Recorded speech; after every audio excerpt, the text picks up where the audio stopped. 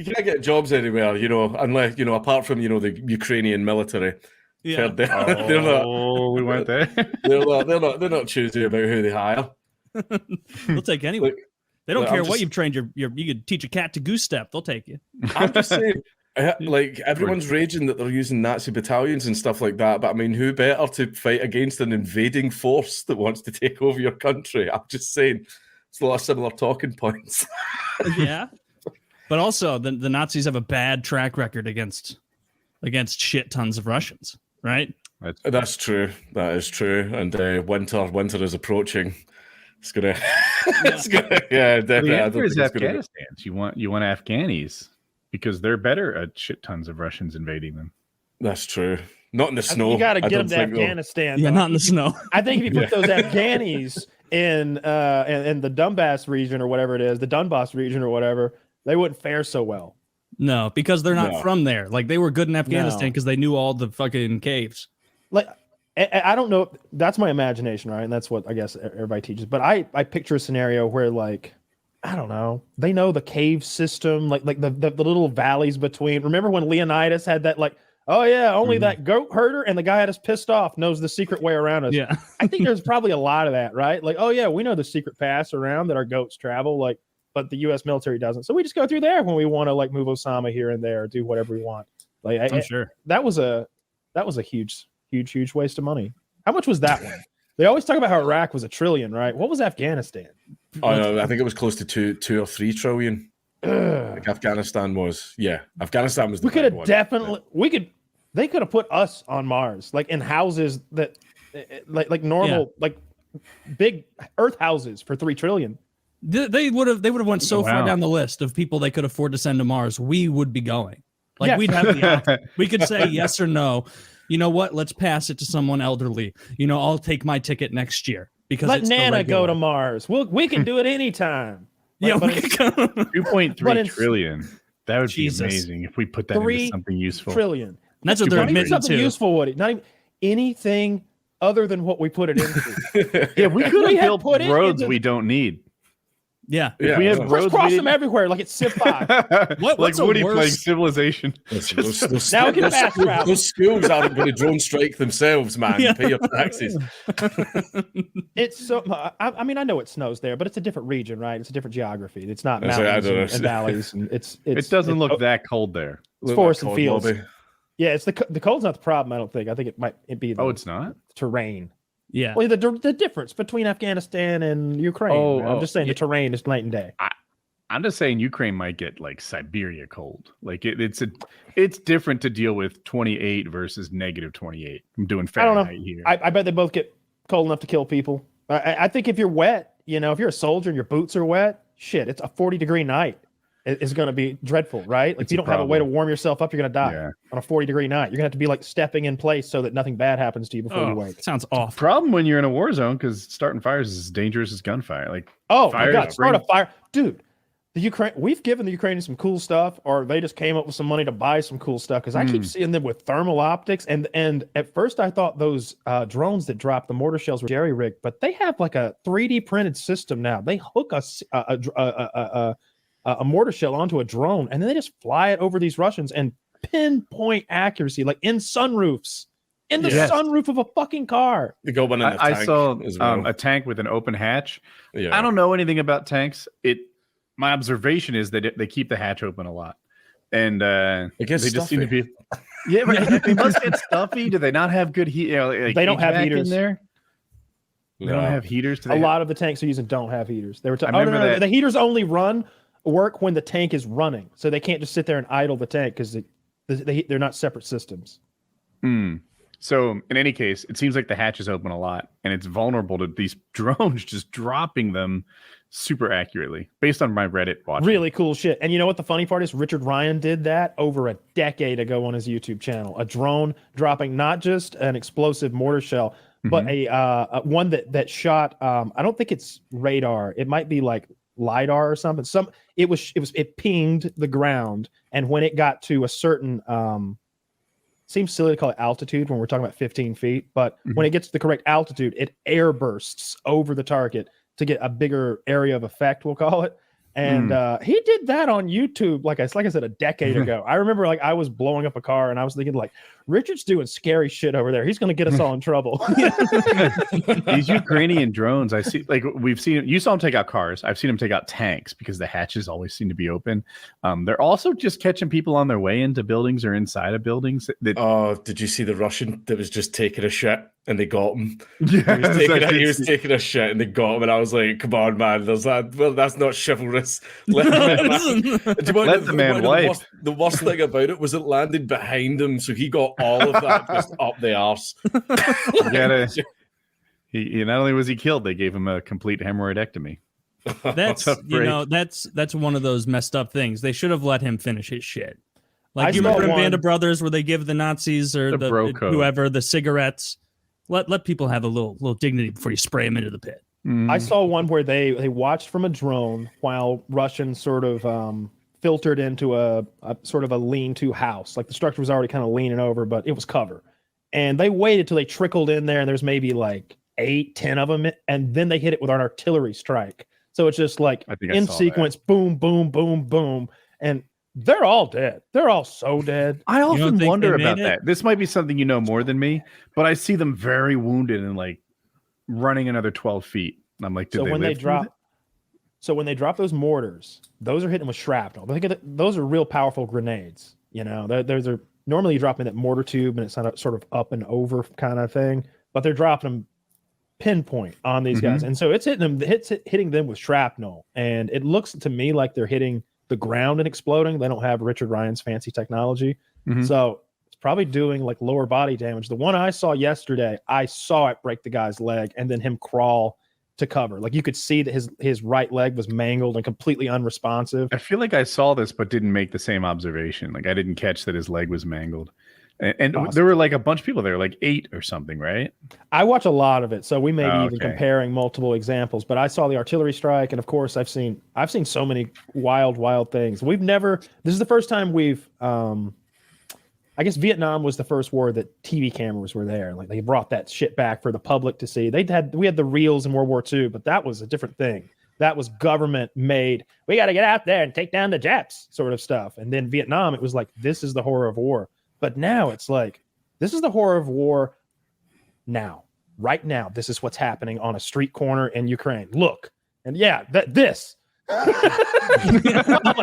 humanity. The thing is, it's unfiltered as well, because even with the footage that was brought back for Vietnam, this was like media companies and the government deciding what could and couldn't be shown. So you were getting like a very like edited down version to get across the point that people wanted. Now it's just a completely raw .mg3 file straight from Boris's phone. I only partially agree. I think there is some unfiltered, and that's true. I also think I'm watching a lot of Ukrainian propaganda. The general message is, we can do this. We can win this thing with our pinpoint mortars. And look at it. We're barely even at risk here. We're just picking off Russians' equipment and personnel one by one with our drones as we drop them over, and we'll just keep this up. Have you seen the death toll? No, but I don't trust it. Well, it's the U.S.'s number. It's not even the the U.S.'s number. I knew Taylor would jump on that so hard. Well, give us the facts. Name, you're not gonna, off the top of your head, name 200 times the U.S. has lied about death. It's going to be hard. It's going to be hard to ever provide a source if we're just going to say, so all sources are lies. Yeah. Like, come on. Like that's the number we have. Whose number do you want to use? If we use Russia's number, it's got to be in the 20s of thousands. Like, if you use the Ukrainian number, they probably say 120,000. But the United States, who's been watching this thing more closely than anyone in the world, and clearly has bias, but doesn't look as good if we say that 80,000 Russians have died, and then things come to fruition. Actually, it's like 12,000. It's 12,000, and we're off by a little. Just like we don't want another weapons of mass destruction look like a fool on the grand stage, at least as far as intelligence community is concerned. I would think that number of 70 or 80,000 is pretty fucking close. That's more than we lost in Vietnam. Zach posted something here that's much lower. Zach, is there a date on yours? It says Ukraine estimates 43,000 Russians killed. NATO says 7 to 15,000. Oh, and Zach says that's like today. So I just don't believe that, because I don't know what to believe. NATO said 7,000. I don't know why you don't believe it. They're looking so closely. But here's because I've seen completely different numbers. maybe you're more educated, but I don't even have a sniff test, right? Like if you ask me like 43 minus 19, I don't know that. That's not a thing everyone knows, but I can get close, right? I think it's probably like not too far from 20, right? So if the number comes in at like 94, I'm like, it doesn't pass the sniff test. This, I don't have any idea how many Russians were killed. If you told me it was 1,500 or 85,000, both of those numbers seem possible. Yeah. So the Ukraine says 43,000 that have died. Ukraine has raised its estimate of Russian soldiers to 43. I saw like 70 or 80, and it wasn't the Ukrainian side. I don't know what I was reading. In any case, it's got to be more than 7,000 because they were talking about 7,000 like the first week. How do we not know generals like specifically? Like they're guys. Like they're like they have pictures of it. Does it say they don't? Because I've seen the third paragraph there. It says 8 to 13. That's what I'm like. You'd think you'd know. Fucking, it's 9. Well, it may be Russians as well, though, going like, no, Vladislav is fine. He's over there. Don't look.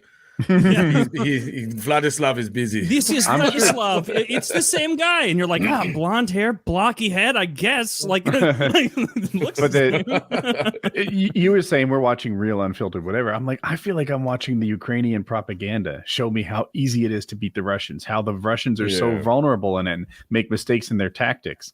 And while I love the show, it's ongoing. While I love the show, I don't really have the background to say this is clearly true or untrue. No. I feel that. I can't say this.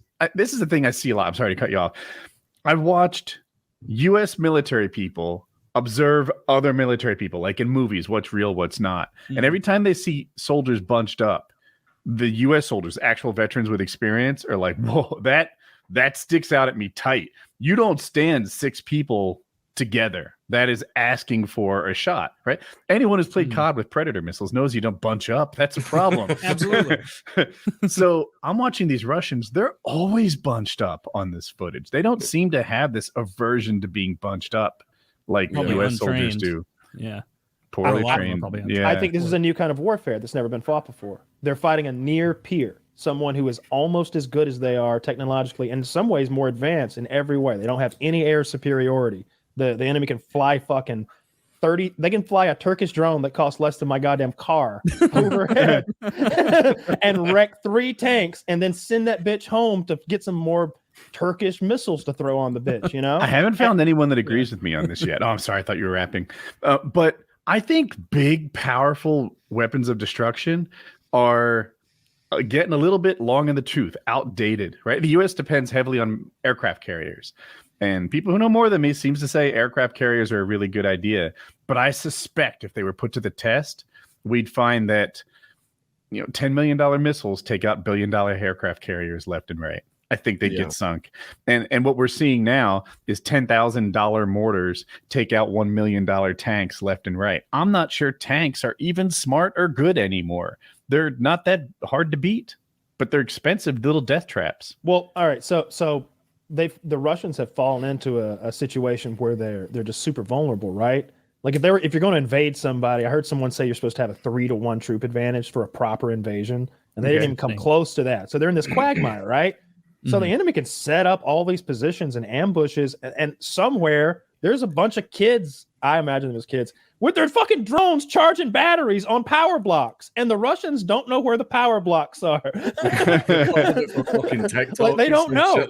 But those power blocks, wherever they are within range of Russian soldiers, and that seems like something that Ukraine can sustain for the rest of time.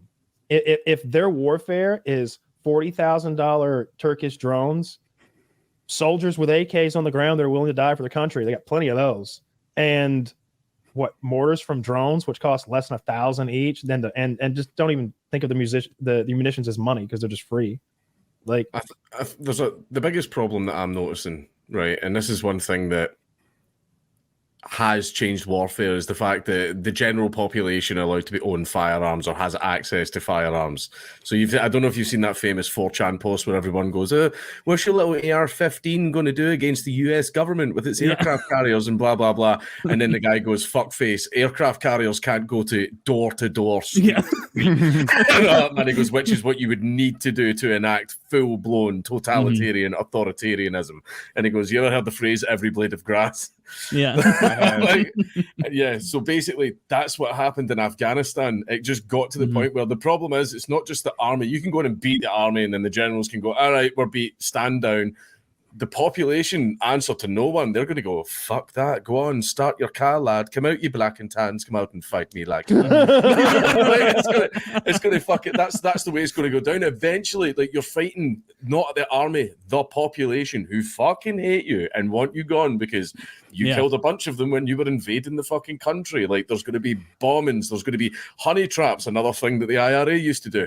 Send a really hot fucking Irish lassie into a bar that's frequented by soldiers, and then she says, oh, me and a couple of my friends are having a party. You want to come back and I'll suck your dick? And the soldiers would go, fuck yeah. And then when they got back to the fucking house party, just 5 guys in masks, boom, dead. Honey trap. Man, like that type of shit would happen. So see, even if Russia like successfully takes Ukraine, they won't hold it. They will never fucking hold it because see that drone shit? Anyone can go out into their back garden and just fly a little drone at that little checkpoint down the street. It will fucking happen. They'll never. And the hold best it. part is they've got the richest, most powerful nation that's ever existed backing them, and also Europe. Europe Sorry, is, I don't consider myself European. Don't worry about it. We're too far north. Fuck them. Yeah. No, I feel that. No, but it's true though. I think that as long as we're happy, and Biden has turned on that money faucet for them, like it's rare to see us turn on that money faucet like he's done for them. I lost track of how many times they were like, and another 40 billion. They stopped doing it. You say it's Biden, and you're right, but it's bipartisan. Like, you don't see there are maybe like 3 Republicans who are saying, you know, I don't really like Ukraine. They seem woke, but take those fuck faces and ignore them. These things are passing like 97-3. The country with official Nazi battalions seems woke. Yeah. That's just a thing Americans say. Look, they'll say whatever they want to say. Depends what side of the argument they're on. They'll paint it how they want to paint it. Because I saw Zelensky was maybe going to legalize gay marriage the other day, and I'm sure he's getting flack for that. I'm sure someone hates him now for that, and it's like, you see, I told you. But the thing is it's not the fucking time.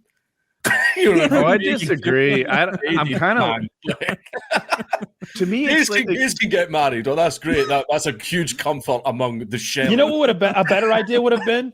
Here's what I would have done instead. If you really want to, I would have said that region that Russia is occupying, that's now federal. That we own that. We're federalizing it all, and we're giving away plots to soldiers. Yeah, that's what I am. I'm like, it's end 50 acres a man. It worked for the Romans. It worked for the Romans, man.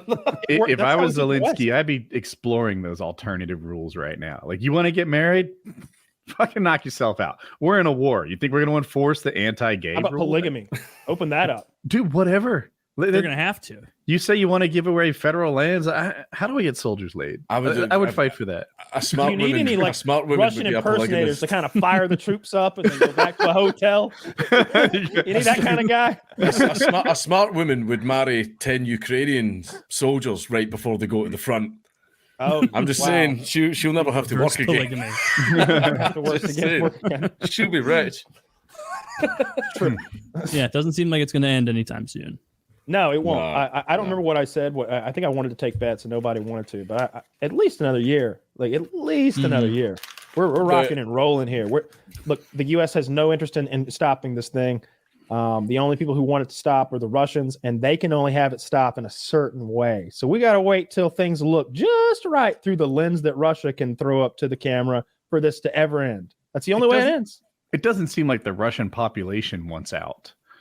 No, they're on board as much as when it first happened. I was seeing a bunch of anti-Russian stuff. Some Russians in concert saying, "Why are we going to war? We're the aggressors. You guys aren't seeing the truth behind this." There was a protest, maybe in Moscow, St. Petersburg, I forget where, but there were these, somewhat biggish Russian protests saying that they should. All that's gone. No one's saying that. I think a bunch of Russians died, and they're all like, "You know what? They were dicks for fighting back. Let's go to war." As someone whose my main focus in my work is freedom of speech, it's a different reason.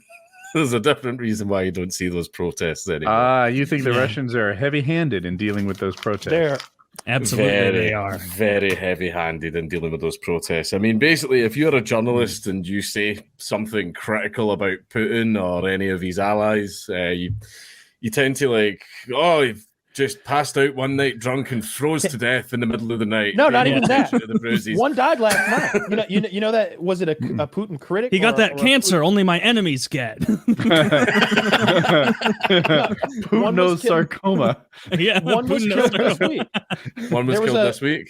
Yeah, in Washington D.C. there was a makes it 9 to 14 generals. In Washington D.C.